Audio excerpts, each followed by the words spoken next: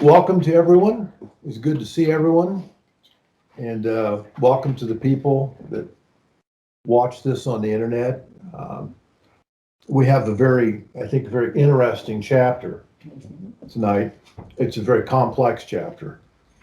And as I actually put in my notes, I'm going to say it before, though, the key to understanding what we're going to talk about, because we're going to be talking about the Jewish calendar, especially the Jewish religious calendar. And we're going to be talking about the 7 festivals. We're not going to talk about all 7 of them tonight, because that's way too much material to try to get through. But we'll take the first one, which is actually 3. Okay? And these are things we're going to have to explain. We're going to have to start to think in a Jewish way. And one of the first things you got to get in your mind, which is difficult, is the fact that when does the day begin for the Jew? Mm-hmm. When? Evening and 6 p.m. sunset. Correct, at twilight and sunset. That's the first part of their day. We do it differently, okay? At night, 12 a.m. starts the beginning of our day. So as I'm talking about these things, you're going to have to think that way more, So what day, what is morning, what's the first part of the day, what's the last part of the day, based on the fact that it's going to start at twilight, sunset, etc. So, Gary, would you open us quickly with prayer? I could do that. Father, thank you again for your word. Thank you for the festivals, the meaning. Thank you for providing that information. Open our minds and open our eyes as we talk about this tonight and for the next few weeks. Let us understand the purpose that why this is in the Bible. Be with Tim, anoint him, and help him guide us as we work through these 7 festivals. In your name, amen. Okay, now, the first thing I'm going to do, because I didn't get this put up on the television with everything I was doing. I'm going to show some charts, and I'm going to pass them around to you, but I'm going to show them first on, and I think it's close enough that they can see on the internet. They can see these, and they can freeze frame them if they want to and go back to refer, but this is a chart of how the festivals work by the months. Okay? Now, and you guys can look at it. I'll start passing around. There's a second one about Passover here, which is called in Hebrew Pesach. And it shows where it starts, and it also shows the fall festivals where they start by the months. So I'll hold this up, and hopefully it'll be able to be read. Is it in Jewish months or our months? No, it's Jewish months. Okay. Okay, it's their calendar. Okay. Now I'll show you another one that I think is good. It's shows the relationship between how the days work of Passover and the Feast of Unleavened Bread. And it shows you what day it starts, which is always Nisan 14th, okay, or Abib. It can be called either one. Abib or Nisan are kind of, they're the same March, April time. Nisan is more a Babylonian word. Abib, of course, is the Hebrew word. But it shows how it starts on the 14th. And one of the other things that I think we don't get, let me hold it up here and see if it can be seen well. One of the other things I think we don't get is that Nisan 14th is the first day of Passover. But that means it can literally start on any day of the week virtually. It's the 14th of Nisan. It may be a Monday, it may be a Wednesday, it may be okay, and we can actually figure out by certain years using the perpetual calendar what day would start. We're going to talk about that. There's also this part that some people have a little disagreement about, and it's about the Feast of First Fruits. And I'm going to show you how all these fit together. And of course, here's a chart about it that I think is helpful, and I'll pass it around. And we're going to talk about the elements of each one of these in just a second. I think that's so we can pass that around. Now, the first place we need to start is in the first place in the Bible to understand what we're talking about. And that would be Genesis 1. And I'm going to read verse 14 because God does a very interesting thing right in the very beginning. Here's the verse. Genesis 1:14.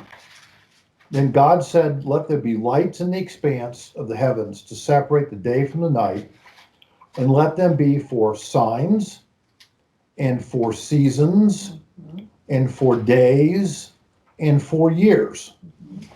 So right away, God's announcing that he's constructed the heavens, the sun, the moon, the star systems, the constellations as a calendar system. Now, you have to wait, though, until the time of the Exodus before the calendar is explained more fully.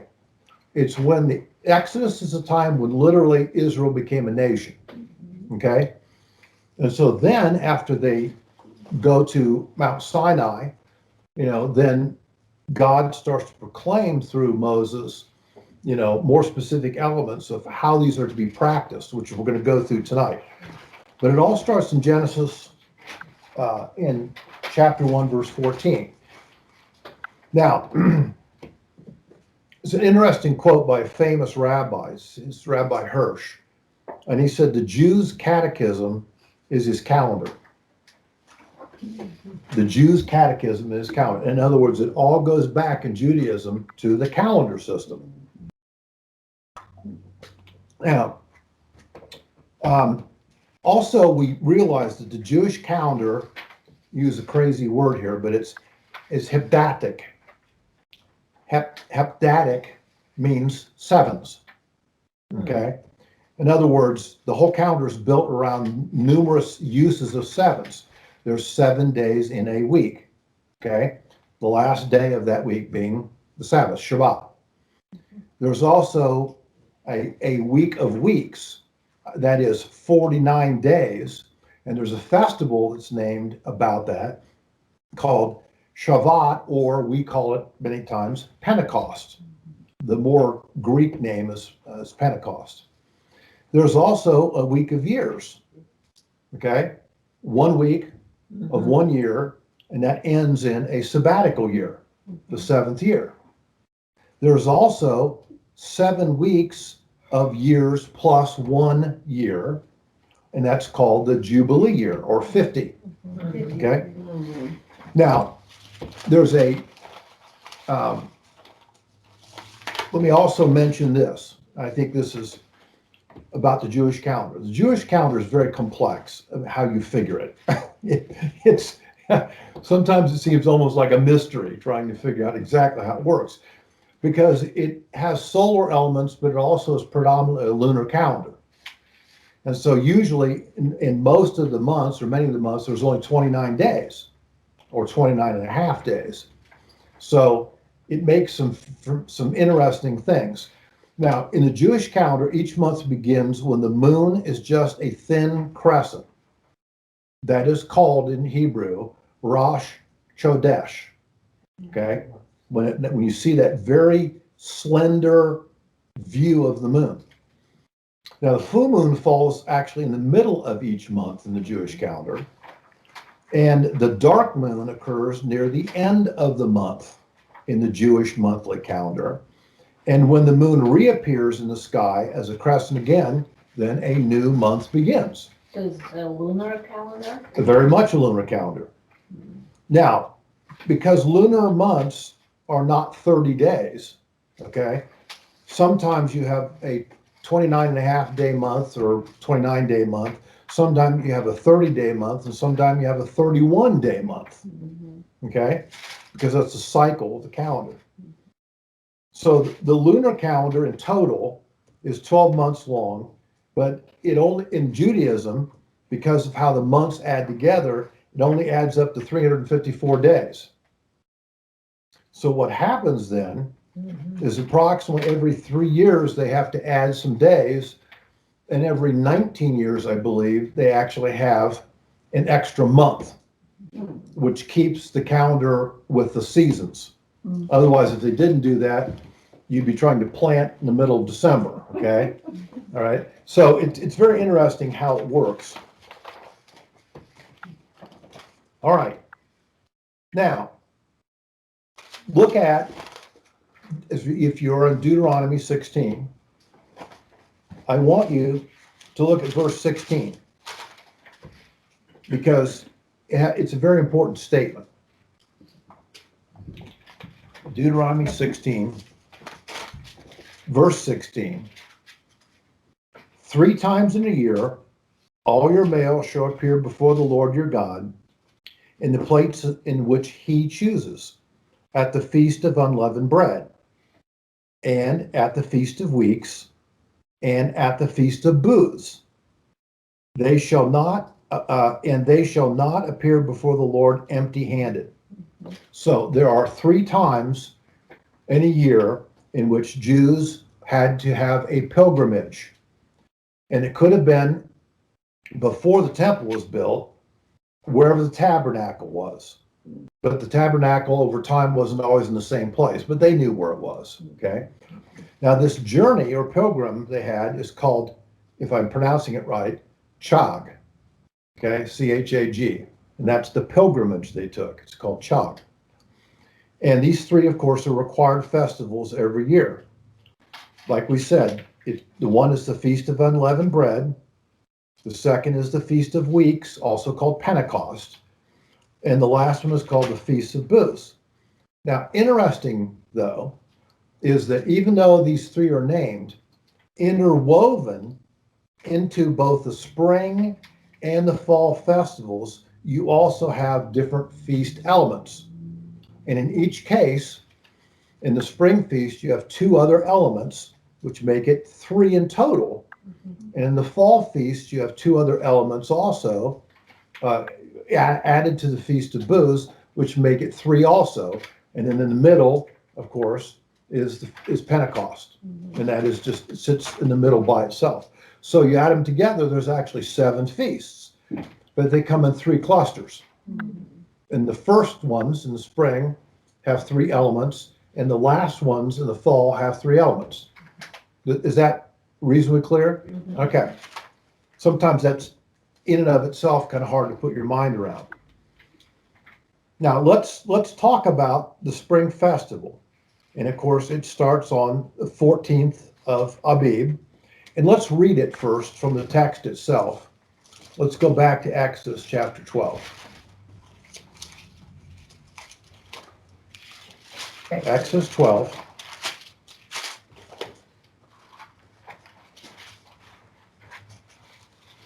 And I'm going to read the first 14 verses of it.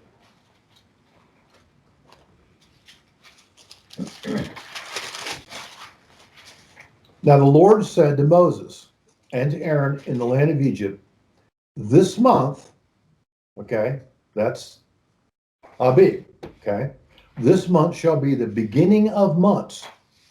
So when is, according to the religious calendar, when is it that is the beginning of the year? Abib, March, April. Okay, that's what it says. This month shall be the beginning of months for you.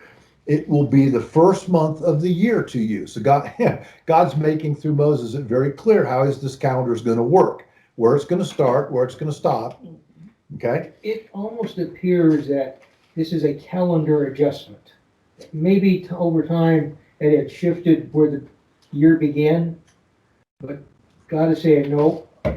Abib, and you look at Abib, it is the ripening of the wheat, of the barley. The barley. And you can't have the festival without having ripe barley. Yeah. So Yeah, we're the gonna. way it was determined, the barley had to be ripe, and then you had to have a new moon. That made the month begin. Yeah. Yeah, it's a very interesting. So let me keep reading here. speak to all the congregation of Israel, saying, on the 10th of the month, okay, that would be 4 days before Passover, because Passover starts on the 14th of the month, okay? So on the 10th of the month, they are each one to take a lamb for themselves, according to their father's household, a lamb for each household. So if you can picture, okay, Israel in Goshen, in these little homes, and each one gets a lamb, and for 4 days, it sits presumably in front of their house or in their pen or wherever it is. They Okay? get to know it really good. Yeah, they do get to know it. So it says, now if a household is too small for a lamb, then he and his neighbor nearest to his house are to take one according to the number of persons in them. According to what each man should eat, you are to divide the lamb. Your lamb shall be unblemished male of a year old. You may take it from the sheep, or you may take it from the goats. And you shall keep it until the 14th day of the same month. Okay? And it says, then the whole assembly of the congregation of Israel is to kill it at twilight. Okay? At twilight. That would be the very end of the day, very close to the beginning of the next day. Twilight. Okay?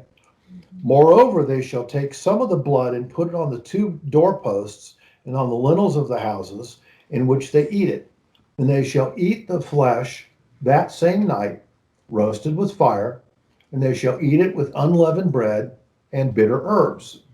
Now keep in mind, there's a connection here that we're going to talk about between the lamb that was the meat for the meal and the unleavened bread. And there's, of course, basically we're talking about the festival of unleavened bread. But in the front end of it is Passover. Okay? And on the back end of it is another festival called the Festival of First Fruits. Okay? So those are the 3 that tie together in the spring festival. He says in verse 9, don't eat it, any of it raw or boiled at all with water, but rather roasted with fire, both the head and its legs along with its entrails. And you shall not leave any of it over until the morning. But whatever is left until morning, you shall have burned it with fire. In other words, there's only ashes, presumably, and bones left. Okay? Now you shall eat it in this manner, with your loins girded, your sandals on your feet, your staff in your hand, and you shall eat it in haste. It is the Lord's Passover. Okay? In other words, this is after this occurs, he tells them, get ready because you're leaving. Okay? Now, I will go, and he says in verse 12, for I will go through the land of Egypt on that night, and will strike down all the firstborn in the land of Egypt, both man and beast, and against all the gods of Egypt I will execute judgments, for I am the Lord. And the blood shall be a sign for you on the houses where you live. And when I see the blood, I will pass over. This is part of the Hebrew word, the root word. That's why we call it Passover. Okay, it's part of what it means. And no plague shall befall you to destroy you, and I will strike the land of Egypt. Know this day will be a memorial to you, and you shall be celebrated as a feast to the Lord. Throughout your generations, you are to celebrate it as a permanent ordinance. So great emphasis is placed on this festival, the beginning of it, the Passover part, how it's to occur, how the lambs are to be gathered, what day they're to be gathered, what time they're to be slaughtered, okay, and what's to be done with them after the meal. So the meal occurs in the early part of the day. But remember, that's night. It kind of gets a little, you think about it, because we're oriented to a different way of looking at the 24 hours. All right, so now, as Gary had said, this festival in Hebrew is also called Pesach. And what it means is new ears of grain, and it refers to the time when the barley crop was ripening.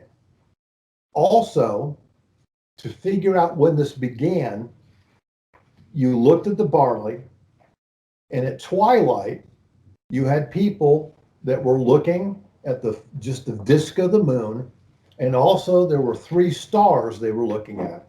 And when several people could identify the sliver of the moon and the 3 stars on that night, it was Passover.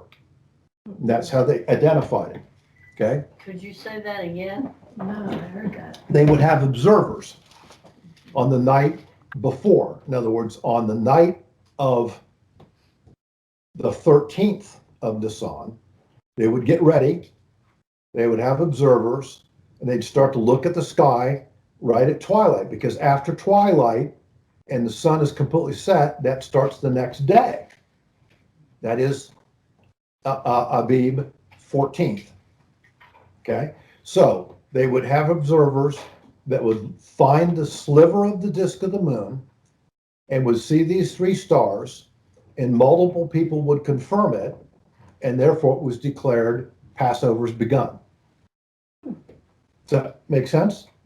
And then from the temple, it had to be verified by the Sanhedrin. Later on, yeah. But then they would light fires and send it across the valley to the next hill, to the next hill, to the hill, letting people know it's a new month. And Passover. Yeah. Now remember that just prior to this, that would be technically on the 13th day of Abib, okay, the lambs were slaughtered and the blood was collected. Now, after approximately 7 p.m., that in Israel, sunset in that time of the year is right around 7 p.m., okay? And after that time, the lambs were cooked, and of course, the Passover began. They had the meal, and of course, later that night, as we just read, any leftovers of the lambs were burned up. Now, so why don't we also read? God was detailed. Very Yeah, detailed. very detailed. And of course, what you're going to see eventually, we'll get to, not fully this week, is that every single detail was predictive of Messiah. On the side. It was very technical, but all of them pointed at different elements of Messiah. An unblemished lamb. Where did we hear that? No. Seems like it was in the gospel somewhere. Okay? The lamb that was slain. The blood of the lamb. Yeah. They all come from right where we're reading. Okay? Now, let me read a couple other verses. Drop down from in Exodus 12, and I want you to drop down to verse 15. And we're going to read 15 through 20. Here's the second element that's woven into this time. 7 days you shall eat unleavened bread. But on the first day you shall remove leaven from your houses. For whoever eats anything leavened for the first day until the 7th, that person shall be cut off from Israel. And on the first day you shall have a holy assembly, and another holy assembly on the 7th day. No work at all shall be done on them, except what must be eaten by every person. That alone may be prepared for you, or by you. You shall observe the feast of unleavened bread. For on this very day I brought your hosts out of the land of Egypt. Therefore you shall observe this day throughout your generations as a permanent ordinance. In the first month, on the 14th day of the month, at evening you shall eat unleavened bread until the 21st day of the month at the evening. 7 days there should be no leaven found in your houses. Whoever eats what is leavened, that person should be cut off from the congregation. You shall not eat anything leavened in all of your dwellings. You shall eat it as unleavened bread. Now we know what unleavened bread is called in Hebrew. It's called what? Matzah. So in Hebrew, this festival that is being talked about is also called the Festival of Matzah. Okay, it's another way that Hebrews can say it. All right. Now, so as this festival begins, that is the Festival of Unleavened Bread. Now, Passover is over, and the Festival of Unleavened Bread begins the next day. Okay, that therefore it starts on Abib 15, the next day. Of course, all the leaven is removed. Why? Turn to, in the New Testament, to 1 Corinthians chapter 5.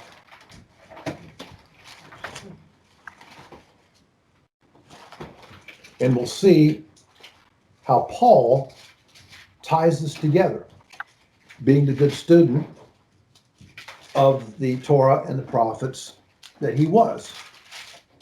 So, 1 Corinthians 5, and we're going to look at 7 and 8, verses 7 and 8. Paul says, clean out the old leaven, that you may be a new matzah. That's literally what he's saying, okay? Just as you are in fact unleavened, for Christ our Passover also has been sacrificed. Let us therefore celebrate the feast, not with old leaven. What does that really mean? Not with old evil ways, not with sinfulness that's been familiar. That's the old leaven. Nor with the leaven of malice and wickedness, but with the unleavened bread of sincerity and truth. So you see, in talking about Passover, he brings us back to the Old Testament scriptures and explains the connection there, which is extremely important to know. Okay? Now, this feast, as it said, lasted 7 days long. There was a holy convocation to begin it on the 15th day. There was a holy convocation to end it on the 21st day. Now, the next day, which is going to be Abib 16, starts what's called a third component of this three-festival system called the Feast of the First Fruits. Okay? So it starts the day after unleavened bread starts. Now, it is also called, another Hebrew word, it's also called Bikurim. And it anticipates the coming of the barley harvest. Matter of fact, there is a element that's done by the high priest who takes a sheaf of green or unripened barley and does what's called a wave offering in the tabernacle or later in the temple. As a matter of fact, we're not going to go there, but you can read about that if you care to, if you want to go to Leviticus 23, verses 10 through 14, and it talks about that. So these three components are woven together into the spring festival. And of course, we see that each, as I said before, there's three components of the spring festival. There's one component of the summer festival. And also there's three components of the autumn festival. Now, let's go back to the 16th chapter of Deuteronomy.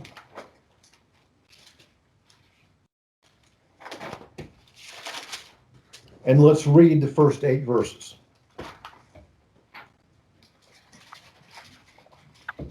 Observe the month of Abib, and celebrate the Passover to the Lord your God. For in the month of Abib, the Lord your God brought you out of Egypt by night. You shall sacrifice the Passover to the Lord your God from the flock and from the herd in the place in which the Lord chooses to establish his name. Now, let me make a comment on that for a moment. The first Passover occurred in people's individual houses as they were in Egypt. Okay? Now, the first Passover did not emphasize as much the idea of the barley harvest because they weren't in a position leaving Egypt to harvest anything. Right. Okay? Now, what you realize though is that after they've left, there's a change that's going to occur in how they practice this festival. And that is, instead of practicing in each one of their individual homes, they're going to come to a central place, first the tabernacle, later the temple, and they're going to come there and they're going to practice these three festivals in that place. So it'll be after they leave Egypt and establish as a nation, they go to when the tabernacle's set up, then they meet there and they practice Passover and these festivals in that place from then on. Okay, so it's a community gathering. Okay, now let me go on. I stopped in 2. Verse 3, you shall not eat leavened bread with it. 7 days you shall eat it with unleavened bread, the bread of affliction, for you came out of the land of Egypt in haste, in order that you may remember all the days of your life and the day when you came out of the land of Egypt. Verse 4, for 7 days no leaven shall be seen with you in all of your territory, and none of the flesh which you sacrifice on the evening of the first day shall remain overnight until morning. The lamb, the leftover, has to be burnt up. You are not allowed to sacrifice the Passover in any of your towns which the Lord your God is giving you. You see the point? After that first one, in their own homes, from then on, once the nation is established, they have to do it as a group, as a pilgrimage, there wherever the tabernacle is. Okay. Now, I'll repeat it again. But at the place where the Lord your God chooses to establish his name, you shall sacrifice the Passover and eating in the evening at sunset at the time you came out of Egypt. And you shall cook and eat it in that place, which the Lord your God chooses. And in the morning you shall return to your tents. 6 days you shall eat unleavened bread. On the 7th day there shall be a solemn assembly to the Lord your God. You shall do no work on it. Remember I said they have a gathering on the first day, they have a gathering on the last day. Okay? Now, that's what's talked about in terms of Passover and the other elements connected to it. So let me summarize it. Passover commemorates the angel of the Lord passing over the homes of those who had firstborn in them, those who had blood on the doorposts. Okay? They were not killed. This was reenacted each year in the Seder meal, which they had, the Passover meal. Okay? To teach future generations about their history. As it was said, the animal could be a sheep or a goat, and animals were sacrificed at twilight. Now, as we said, Passover immediately is followed by the Feast of Unleavened Bread, or the Feast of Matzah. Okay, it's also called, as we just read in this text, the Feast of Affliction, the Bread of Affliction, because what was just said, they're coming out of their terrible affliction in Egypt, and he's freeing them. So it's also called the Bread of Affliction. Now that's also interesting too, that it's called that, because when you look at matzah, you see some interesting things about it. Yeah, it has little holes in it, okay? And if you look at the color of it, there are darker elements and there are lighter elements, and they alternate. It's striped. Now, why do you think that would be? Take it to the New Testament. Well, he was he was whipped. He was whipped for Our our transgressions, and he was pierced for our sins, right? So matzah again represents this very element. All of this is extremely prophetic, okay? It's all elements that they're going to practice that in a sense, in a certain way, they don't understand. It's only when Christ comes, okay, and goes through this process, that's when it becomes clear what it was supposed to all mean and what all the elements of it were to mean. Well, it was clear to some. Well, it's true. Let's put it this way. It should have been clear. Clear, Okay. yes. Okay, now,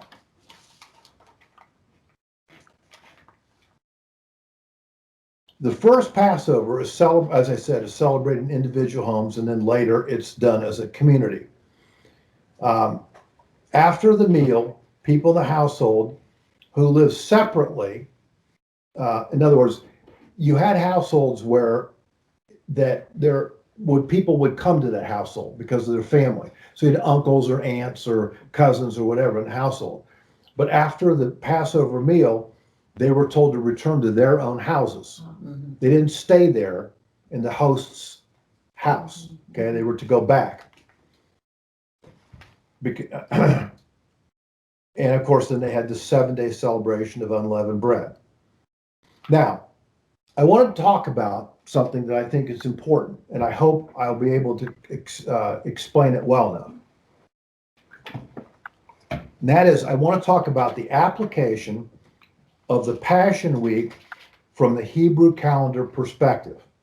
Mhm. Okay? You expect us to get this. You're going to have to think about this. You've been given the basic tools to understand it, but I want you to see how it flows, because this is the way Passion Week occurred. And you're going to see that Passion Week occurred in a way that is not the way we practice it in Christendom. Mhm. It's different. We're kind of missing the point in a lot of ways. But knowing the calendar and knowing these days, the 14th, the 15th, the 16th, the 17th of Abib, I want to show you how it went. So here, according to the Jewish calendar, this is what happened during Passion Week with Jesus. Okay? Now, it actually starts on Abib 13, the day before the Passover. Now, if you look at a perpetual calendar and look at 33 AD and look at the 13th of the 13th Abib, you realize it's a Wednesday. Okay? It's a Wednesday. Now, it's interesting because there are several different traditions. There were Samaritan traditions, there were Galilean traditions about this 13th day of Abib. But remember, who are we talking about here? We're talking about Jesus, who grew up in Galilee, and we're talking about all his disciples who all grew up in Galilee. And so the Galilean tradition is being used here. Now, So there was, this is on the 13th at twilight. yes, the 13th of Abib, Mhm. there is a meal which occurs, and I hope I don't murder the Hebrew name too badly here. It's Suda Mafseket. Okay, maybe that's not the ideal way to pronounce it, but I haven't studied Hebrew directly, so it's Suda Mafseket. And what it was a supper eaten the night before Abib 14, which of course is the Passover meal. This supper began at 7 p.m. And of course, what we found then is after they ate this supper on the 13th of Abib, then they did not eat another meal until the 14th of Abib. Mhm. So there was a fast of 24 hours which occurred between the meal they ate on the 13th and the Passover Seder that they're going to eat on the 14th. Mhm. Now, because of this 24-hour fast period, all right, this meal on Abib 13 by tradition was called the Last Supper. Mhm. Does it make more sense? Uh-huh. That's why it's called the Last Supper. So this meal on the 13th was the Last Supper. Correct. Okay. And that's, of course, when these elements started on the Passion Week. Now, notice that well, let me go on. So this meal that's on Wednesday evening, Jesus, of course, commemorates as his Last Supper. This meal, and let's turn to it. Turn to Matthew 26, and I'm going to give you a context, because now you can understand what Jesus was doing and what Jesus was saying, because this is the night which this occurred. Matthew 26, and we're going to read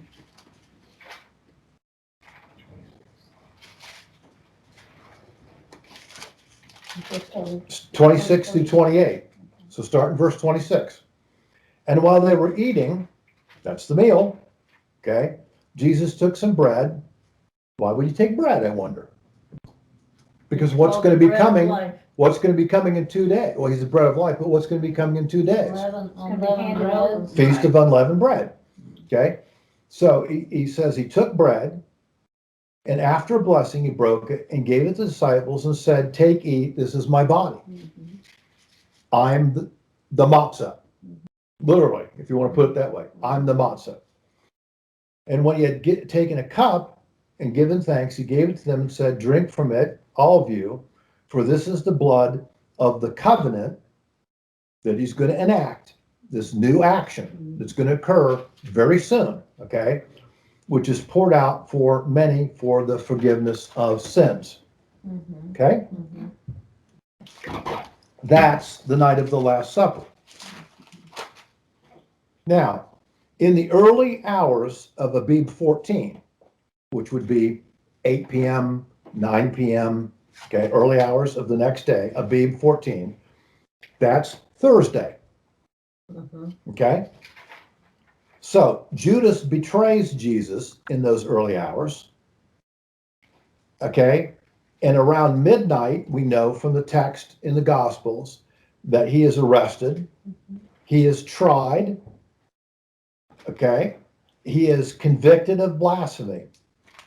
He then, a few hours later, is brought before Pilate, who has him scourged and ultimately nailed to the cross. This all takes place in the hours just before 3 p.m. on Passover. Okay? He's the Passover lamb. This is the same time in Jerusalem at this time that the Passover lambs are being killed so that they can have the Passover meal. So there's only a few hours then where they clean up the Passover meal.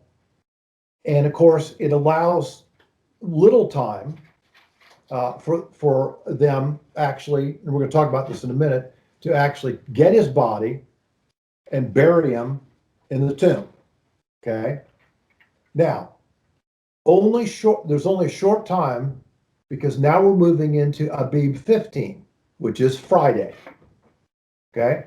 So they hurriedly get his body and bury him in the garden tomb.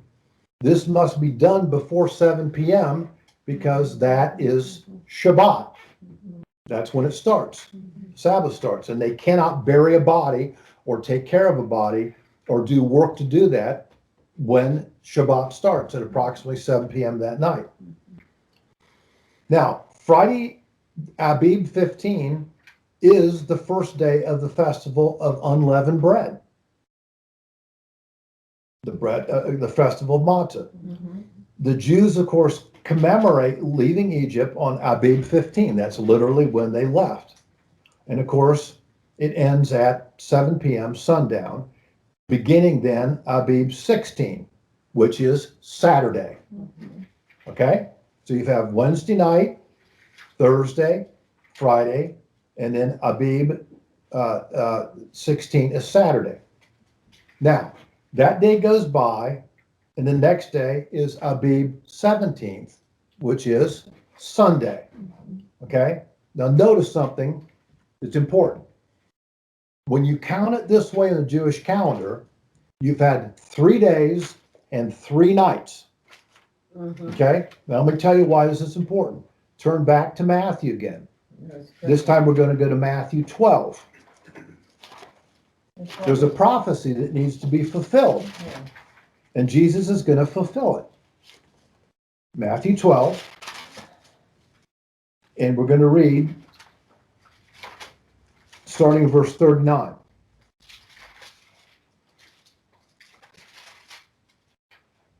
He says, he answered and said to them, an evil and adulterous generation craves for a sign, and yet no sign shall be given to it but the sign of Jonah the prophet. Verse 40, for just as Jonah was 3 days and 3 nights in the belly of the sea monster, so shall the Son of Man be 3 days and 3 nights in the heart of the earth. So now he fulfills his own prophecy of Jonah 3 days and 3 nights. And if you count those days as we've gone through them, by the time you get to Sunday morning, you have 3 days and 3 nights that have passed. Now, here's the interesting thing.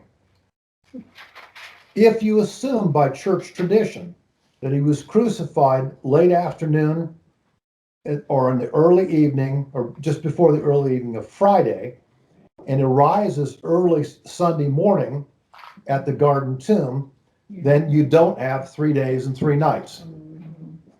Therefore, the way we tend to count it as Easter, Good Friday, Holy Saturday, and Easter Sunday, according to the Jewish calendar and the prophecy that has to be fulfilled, it doesn't work. Okay? We're not doing it, let's put it this way, in the most scriptural way we could. So it's only in following Jewish religious calendar and the festivals that we can see how these events all fit together and why these elements all occur and are fulfilled in detail by the life and the death of Jesus Christ. Okay? Wow. All right. That's a little bit different perspective, don't you think, on, quote, Passion Week. Okay? Yeah.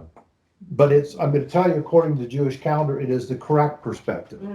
Right. Now, I'm going to stop here because we need to go into the next festival. And each festival has a lot of elements to it. The next one has one element. That's what's called Pentecost. So next week, we're going to finish up the chapter by going through Pentecost and discussing it.